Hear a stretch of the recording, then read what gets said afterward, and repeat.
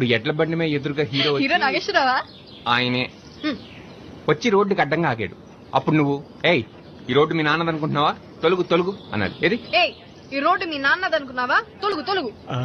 Good good.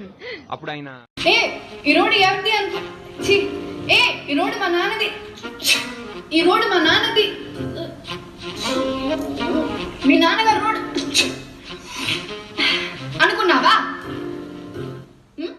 నీవు లేక వీణా పలుకలేనన్నది, నీవు రాక రాధా నిలువలేన.